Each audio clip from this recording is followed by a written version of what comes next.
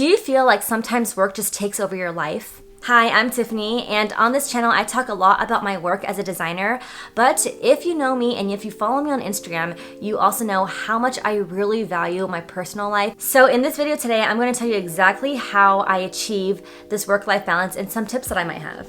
I come from an Asian family, and like many other Asian families, growing up I was always really used to working really hard so I can get good grades or so I can get into the colleges that I wanted to. Over time, I noticed that it's not the best to always be working all the time because eventually you will burn out. It'll hit you one day. And so there's a lot of things that you need to do to try to avoid that. The first tip I've got is take advantage of digital tools.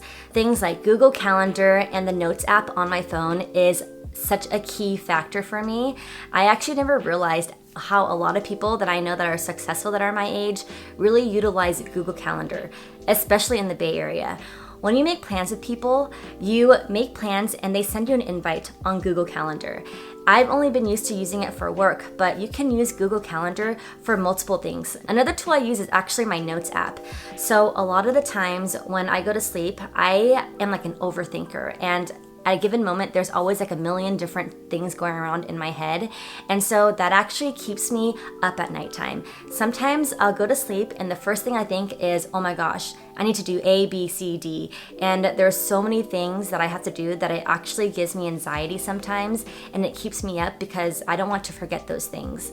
So usually what I do to help myself kind of relieve that anxiety is I'll open the Notes app on my iPhone and I'll literally just write down a to-do list of like all the things that are in my head so that I'll remember it the next day. And I think just like writing it down kind of helps clear my mind a little bit. It helps me relax a little bit so that I'll remember to do all my tasks and my priorities later on, either tomorrow or the day after, and it's not just in my head keeping me up at night.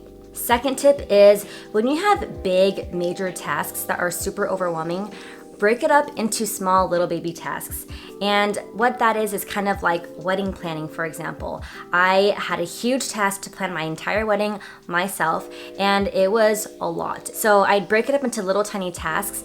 That way you can kind of just like be able to have a checkoff list. And if you're anything like me, I love checkoff lists. I'm like a huge nerd when it comes to checkoff lists because it makes you feel a sense of accomplishment. Like when you check something off, you're like, yes, I did that, I finished it, and then out of sight, out of mind. And then this big thing will no longer be overwhelming anymore because you feel like you got at least a partial of it done. It helps a lot, and you feel like you at least are making progress when you have these big items that you can break up into little things. Third thing is take breaks. It is so important to take breaks, and I feel like a lot of people don't actually do this during the workday. Taking a break can be as simple as going out for a walk and getting some fresh air in the morning, because sometimes you're glued to your computer all day and you're sitting at your desk. You can get into these weird blocks. You struggle thinking about things, and so it's actually really important to be able to like take your eyes away from the computer and like walk or eat something. Even just looking away for 20 seconds, that's actually something that my optometrist told me to do, because your eyes can get really strained when you're looking at one thing for a really long time. And sometimes just like getting that break is such a good refresher for you, because you come back sometimes more energized and you can get out all these like cobwebs in your brain. So next time you're at your computer and you're just feeling kind of frustrated, I highly recommend taking a 30-minute walk. And honestly, it's like the best feeling ever, and it's so simple. You can do it. Number 4 is set boundaries. Setting boundaries is so important because everyone has their own boundaries that they hit before they hit like a burnout.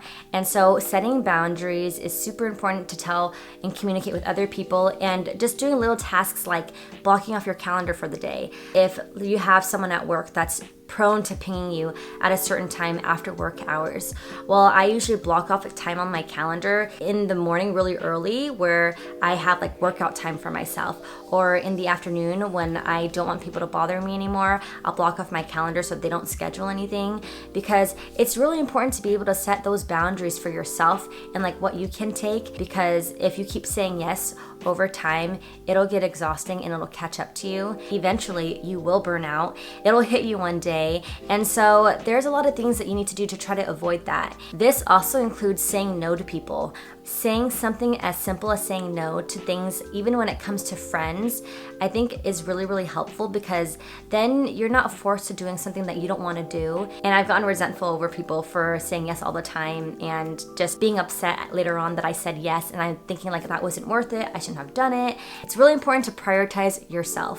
And I can take this advice for myself sometimes, but I've been practicing how to say no a lot more, and it honestly has made me feel a lot better, because now I'm no longer like forced to go to an event, let's say, that I didn't really want to go to, that I said yes to, and I can now do something as simple as watching TV at home, and that makes me happy. Say no more often. As long as you say it in a nice way, then it's all good. And the last and final thing is set some more you time. It's so important, and it feels like super cliche to say, oh, self-care, but honestly, having your own you time is really, really important for anyone, and especially for introverts. I feel like me, I am a person that likes to recharge by myself, and I like to just, sit by myself and either like scroll and look at my social media, or I'm creating something, or I'm watching some, guilty pleasure TV show.